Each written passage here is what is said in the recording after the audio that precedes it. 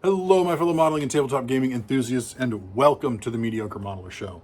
So, on this week's episode, we're doing an out-of-box review, but it's a little bit different because I'm not doing a tabletop gaming kit. As you probably guessed, you saw the thumbnail, we're actually going to be looking at a scale aircraft kit. And this is not, by any means, a new kit. It has been out for quite some time.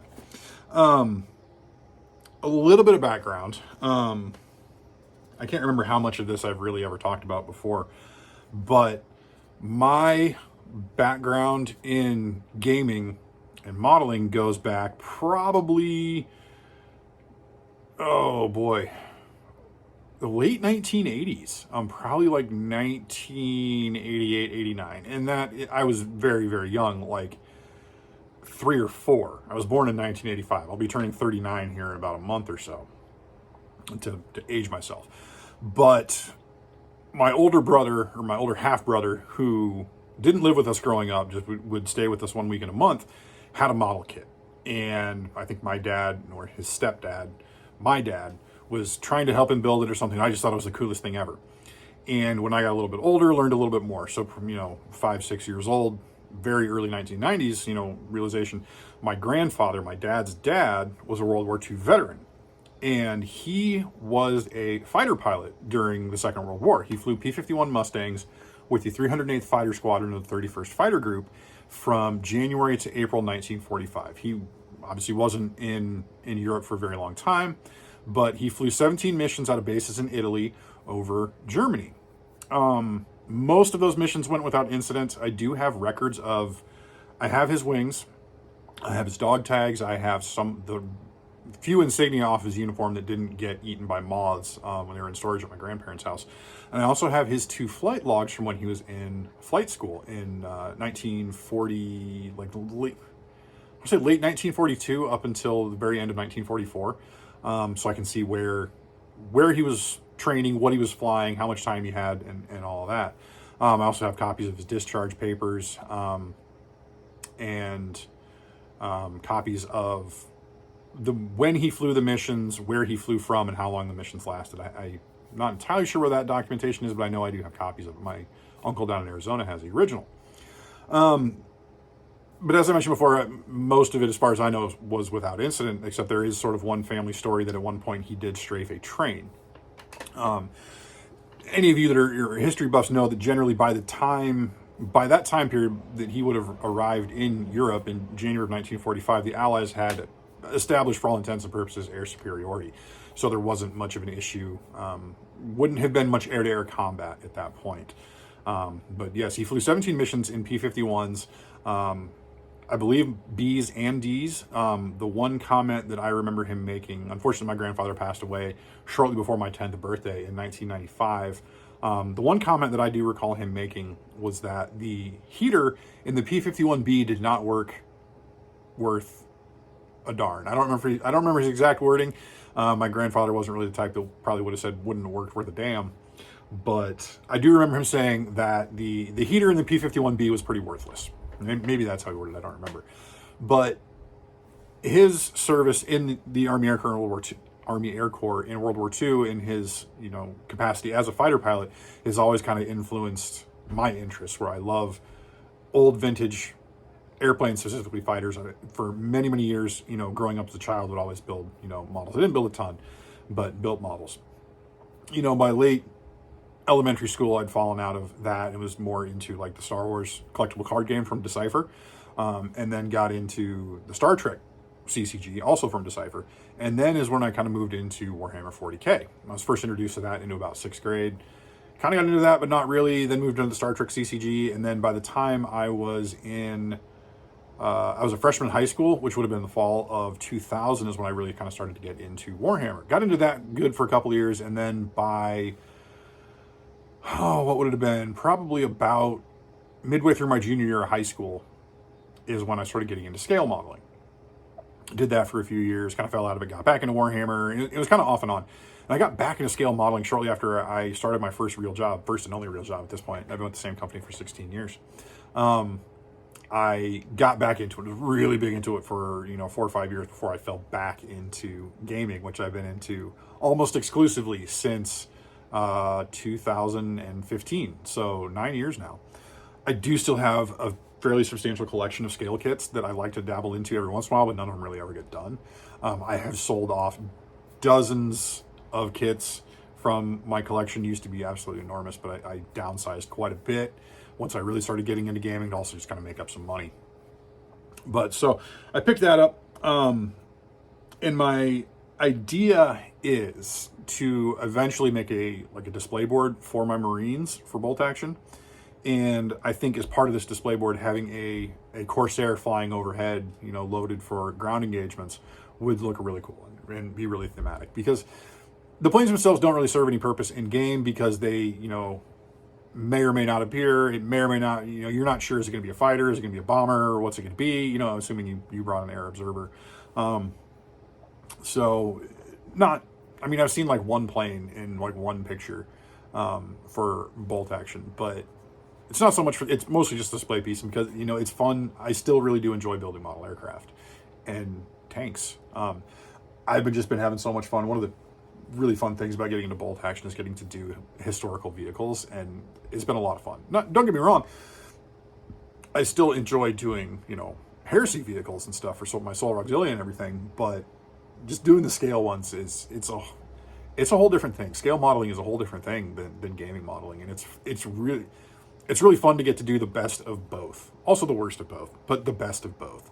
So it's really kind of fun. So I think that's gonna be the project. So without any further ado, let's head on down to the bench and take a look let's take a look at what comes in this kit. All right, let's do this. So as you can see here is the Tamiya 148 scale Vought F4U-1A Corsair. If you're at all into scale modeling, you know that this kit is not new, but it's new to me. I picked it up. In fact, you can see copyright 2000. So this has been around for a while, but still a pretty good kit. As usual, that wonderful Tamiya box art. We've got some color profiles on the side for a VMF 111 bird, which will probably be what I'm going to do. And I think there's also another option for VF17, Big Hog, which I also do really like, with the red roundels on the national insignia, as well as that red prop spinner there. Not prop spinner, but the prop hub. So yeah, let's go ahead and get into it. As usual, we start out with our instructions. Always very well done. I apologize, it doesn't quite fit all the way on the screen, but pretty simple process to build. I have built one Tamiya Corsair before. It's a little bit different because it was the birdcage Corsair. I did that about 5 years ago in a post-Adepticon mini painting hiatus. A lot of these Tamiya Corsair kits are very similar in the way they build. They just include extra sprues for various details and the like. And we're almost done with the instructions. There we go, our final one with our wing assembly and our either bomb or fuel tank option. And then of course a few more canopy choices. I think that actually depicts the canopy for the F4U-1D instead of the 1A. But we'll talk about that a little bit later. So then there, of course, our color options. So here's our VMF 111 bird in the 3-tone, and then of course Big Hog also in the 3-tone, and then some more decal and painting instructions for that. So we'll go ahead and take a look at sprues in the box. I'll go ahead. Actually, we'll take a look at the decal sheet first. Why not? Because that's always fun. Decals. So as usual, I think typical Tamiya decals, these are actually probably going to be fairly thick, is my guess, but they'll still work. They'll still do a pretty good job. So you got all your national insignia options, as well as your red surrounds, bomb mission markings for the VMF 111 bird. You've got the decal or seatbelt decal option, as well as the tape they'd put over in front of the canopy used, I think, just for fuel leakages. Your instrument panel decals, your VF17 Jolly Rogers, and a bunch of various stencils and wing walks as well. Okay, so into the actual contents of the kit, and we'll go ahead and get these out of the bag as well. I think Tamiya doesn't always seal the bag, so you can put them back in. So here is our first sprue. So we've got our main fuselage halves, we've got our cowl flaps, got our cowl for the cockpit, back of our engine, sort of our exhaust collector and everything. Props, tail wheels, landing gear stuff. So a lot of this isn't necessarily, I'm not necessarily going to use this. Wheels, and of course, yeah, like I mentioned before. And the reason for that is because this is going to be like an in-flight display piece. So we're not going to look so much at doing some of that stuff. You know? Yeah, I mean, kind of a, so, yeah. My whole idea is for just like a display, like a bolt action display for my Marines, and then I just think it'd be really cool to have a Corsair flying overhead, getting ready to act as some close air support. So here we've got our second sprue, and we've got all of our wings, and it does come in pieces, so you can do the wings folded if you want to. I will most likely not. The flaps will take some modification in order to go in the upright position, and that hole will have to be filled as well. But then you've got all the options for your panels and stuff for everything for folding the wings. You've got your intakes, different pitot tubes, it looks like, gear doors and everything, which again will all be going in closed. You can see there's, you know, there's some detail. I mean, basic enough detail for out of the box. I mean, I'm not gonna be going crazy trying to super detail this like I have in the past with other builds. Okay, so we've got some other sprues here. These are some more of the 1A and 1D specific sprues, as well as some of the cockpit stuff, cockpit parts. So right here we've got our two big fuel tanks, some more cockpit parts. These are the part of the turtle deck behind the cockpit, one of the crew figures. Again, some cockpit parts here. These are the fairings and everything for the mounts for the drop tanks, as well as these are actually the mounts for the rockets.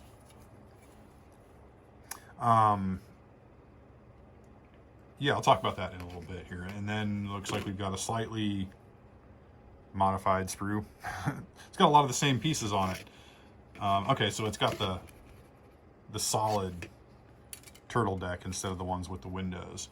We've got our bomb, drop tank, the fairings for the radar, should you be doing a night fighter, as well as some other sort of backdated parts. We've got some night fighter exhausts here. I think the regular exhausts are somewhere else, but these would be the night fighter exhausts. So back to what okay, so we've also got poly caps for the propeller right here. And I'm not going to take these out of the bag, but we do have the canopies and windscreen and everything, and the little belly window in the cockpit, gun sight stuff, landing formation light and everything. You do get two options for canopy. You've got the braced canopy like on the 1A, and then you've got the unbraced canopy like on a 1D. So back to the rails for the 5-inch high velocity aircraft rockets. I really wanted to do a Corsair that was loaded with bombs and rockets, you know, a real ground attack bird, which they served in that role quite a bit. But in all my research, the only Tamiya kit that I found that actually comes with the rockets is the F4U-1D with the Moto Tug, which is a slightly more expensive kit because it includes the Moto Tug, but I just wasn't able to find it. I mean, it's available plenty of places online. I just couldn't find it locally. So what I thought about doing was maybe buying some aftermarket rockets, or just seeing if somebody else had the Tamiya rockets they'd give me. It all sounds like a lot of work for something that's just going to be stuck on a stick and used as a display piece, but you know, that might change as things progress. We'll have to see. But some cursory research showed that the F4U-1A generally was not equipped to carry rockets. It did not have the permanently installed rails. Although I did see something make reference that the F4U-1D did have twice the rocket carrying capacity of a 1A, which would lead me to believe that it could carry 4 rockets instead of none, or 4 rockets instead of 8. I'm not sure. I think it would look really cool. The other thing about doing a 1A is I could do the 3-tone scheme instead of just the glossy sea blue, which is the majority of the 1Ds had that scheme. I mean, you could always just do whatever. I mean, it's going to be a display piece, but this is where I kind of have to temper myself, because otherwise I will go crazy trying to, you know, be as historically accurate as possible. So that is, yeah, we'll just kind of have to see how that goes. But as I mentioned before, I have actually built one Tamiya Corsair kit before, and you'll have to pardon that it is a little bit dusty. But this is my F4U-1 birdcage Corsair. I built this, like I said, in 2019, and about the month after Adepticon of 2019, I took a month off from painting gaming miniatures and decided to do a scale model. This is one of my favorite builds. It's been sitting on shelves for quite some time. Oh, excuse me. And I do love those braced canopies. That's why I like the P51B so much more than the D. So I did do the birdcage Corsair, and the actual canopy itself, it's in there pretty good right now, but it will come out with a little bit of effort. I'm not sure how much effort I want to, just gonna leave it alone. So this is painted in the 3-tone scheme. It is a VF17 bird, as you can see by the Jolly Roger. Oop. Oh, and that's okay. It hasn't broken off yet. This was painted, I believe, primarily with a paint set from Hataka acrylics, which was turned out really well. And you can kind of see a little bit what I mean about those thick Tamiya decals. And they settled down pretty well, and the oil wash kind of just washed out in some spots, but it wasn't terribly bad. The aerial rigging is some flexible line. I can't remember the exact name of it now, but I believe I got it from Sprue Brothers.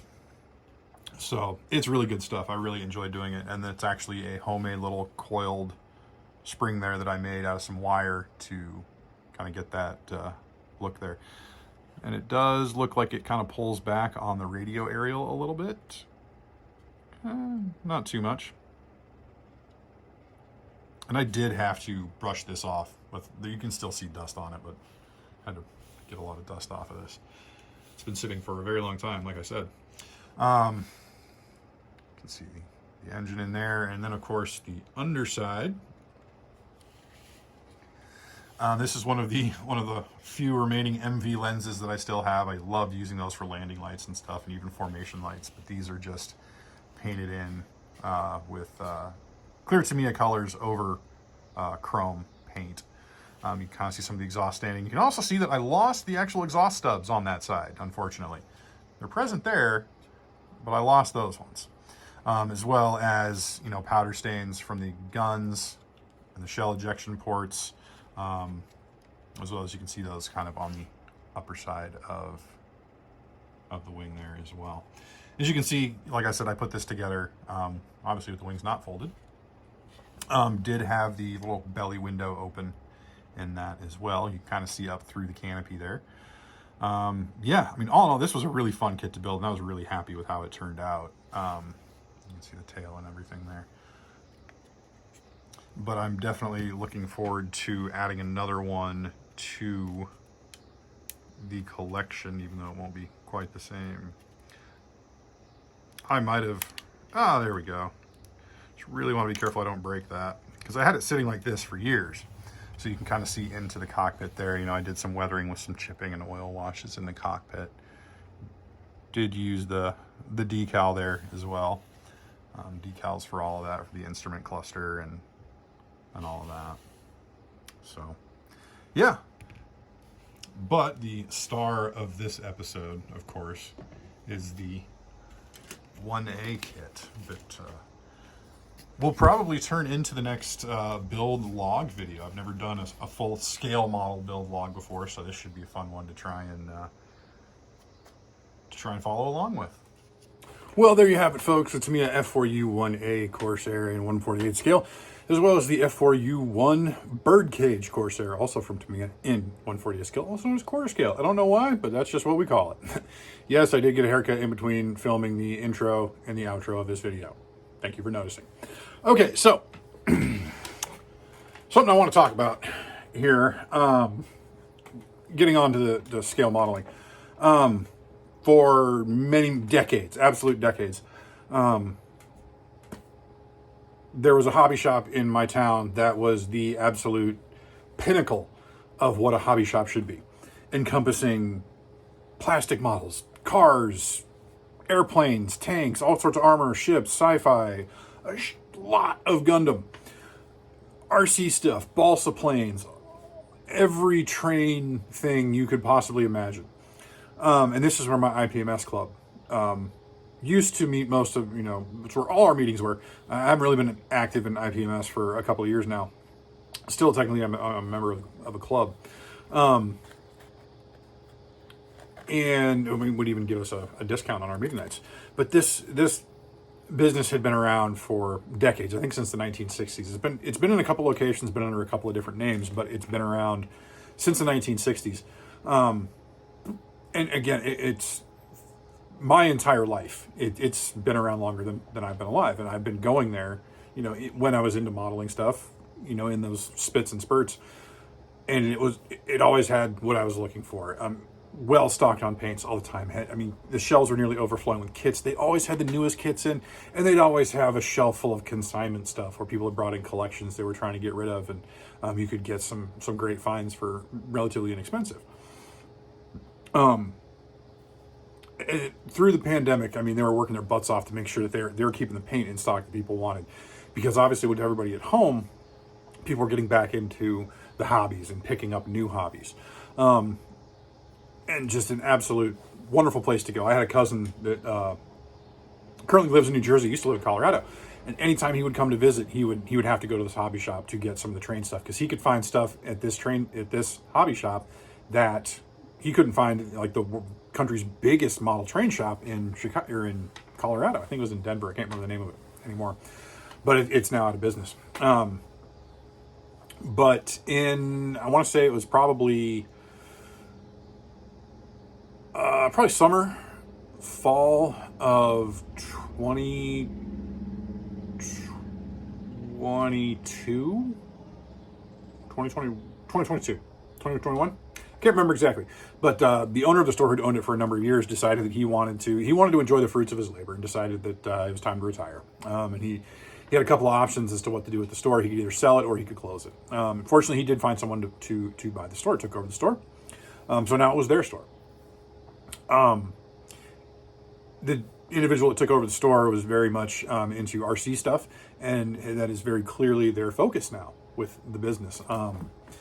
The model train section has been drastically downsized. The plastic model section has been drastically downsized to the point of being almost non-existent, which is very unfortunate, because it used to, I don't think it ever made a huge amount of money for the business, but it was always so well stocked. You could find anything that you needed. And I've taken umbrage with that. Me personally, my personal opinion, obviously I don't own a business. Well, I do own a business, but it's not really, it's not my primary business. It's not my primary job. So I don't know if downsizing on all the scale stuff is just, it wasn't selling, or if there's just no interest in it, or what, but it's really unfortunate to see that happen to what used to be the best hobby shop around. I would put that up against damn near any hobby shop, pardon my French, any hobby shop in the country, at its peak. It's a far cry from that anymore. So it's really unfortunate to see a store that I used to love going to and spending money at so much. Granted, I wasn't buying nearly as many kits in the last 5 or 6 years, but I was definitely buying a lot of paint. I would get all of my Vallejo paint there, because they had model color and they had game color. All of that stuff I would buy there. All of my modeling tools and supplies I would buy there. Excuse me, I need to pick something up that I dropped. Anymore, the last few times I've been in there, a handful of times in the last year or so, I leave angry with the state of the store. It's really unfortunate. There might be a few people that are listening to this that know which store I'm talking about. I'm not going to name it. I'm not trying to start anything. I'm just expressing my personal frustration. And it could be due to, like I said, a number of factors. Maybe, you know, it's simply a financial standpoint that plastic model kits and accessories don't sell. I don't know. But again, it's very unfortunate that that's happened. And I know I've kind of alluded to this in the past in various episodes, kind of made snarky little comments, so I'm just decided it was probably time to explain it. Because this kit that I bought this just this past weekend at another hobby shop in a town about a half hour away from where I live. It was a hobby shop. You know, it had a good selection of models. Not so much paint and tools and stuff, but it's a business that's been in business since 1949. As far as I know, the same location. I'm not entirely sure. So it's been in business for nearly 75 years. 75 years at this point. And it didn't have the exact kit that I was looking for, but they had this one, which is pretty darn close. You know, they had the train stuff. They had a lot of Gundams, which it's a college town. So not surprising that he had a fair selection of Gundams. But, you know, none of it was a terribly new stock on the scale model side, but, you know, it's still good kits. You know, an actual honest-to-goodness brick-and-mortar hobby shop, you know, and granted, it's still a half hour away. You know, I probably wouldn't drive up there just to go there, but if I could find another reason or two to be in that town, it would definitely be worth making the trip, you know, and, you know, when I needed something. I don't think they had any Vallejo, unfortunately. There's one game store in town that stocks Vallejo game color, so I've got that, but when it comes to actual model color, my options are pretty limited, because in this game store here in town, the last time I was in there a couple of weeks ago, the game or the model color rack was pretty sad looking, unfortunately. And I understand this is the way businesses go, but also the hobby shop in Ames, Iowa on Main Street, great shop. Stop in, check it out. It's got some good finds in there. So I was very pleased. It was the first time I'd been there, so I was very pleased. But it could also be the changing nature of the hobby. I know a lot of online stores or you know, a lot of business. I used to order from Sprue Brothers all the time. Squadron, before it closed and moved, I used to order from Squadron all the time. You know, I know with Andy's hobby headquarters down in Arizona and their international distribution, I remember when, you know, it was a much smaller channel, but it has definitely grown and expanded quite a bit in the last couple of years, which is really great to see. But at the same time, you know, these online sales, so brick and mortar sales are a little bit more tougher, but when you have a store that is well stocked, you know, people will come and buy it, which I think that's how this first store did for so long. I mean, it had the stuff you're looking for, so people were coming and buying it. But now that, again, whether it be, I can't speak to the reasons as to why stock is considerably reduced, but people they're not going to come for that. You know, they're going to see what's there. They're going to be like, oh, well, they don't really cater to scale modelers, so I'm not even going to bother. They're not going to come back. Which could just be more of an excuse to just drop a lot of those lines and just turn it into an RC store. I don't know. Again, it's just my personal frustrations. But anyway, yeah, so my plan, again, is to take this Corsair and make it kind of a static display piece for a display board. Also might try and see if I can maybe get the 1D with the rockets, because that would look pretty cool.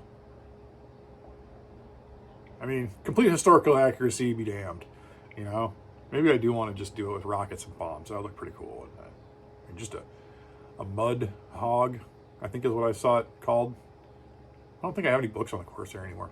Okay, I'm just idling rambling now. I've taken up enough of your time. So I hope you folks enjoyed that review of the Tamiya 148 scale F4U-1A. It should turn into an interesting build log. I'm not sure how well that's going to work out, but we're going to do it anyway, just like we did with the Sherman. I tell you what, y'all loved that LVT video, so I'm going to try and come up with some more content like that for you. So, yeah, if you do have any questions, comments, concerns, just let me know. Still kind of come up with an idea for the 200 subscriber special. We're well beyond 200 now, 230, I think. So thank you all very much for following the channel. I sure do appreciate it. Yeah, so if you do feel so inclined, please like, comment, and subscribe. If you check the link, check the description down below. You can find my social media. You can follow me on Facebook and Instagram. I haven't been doing really great about updating those, but I will try to get some more stuff up on there, you know, just current projects and everything.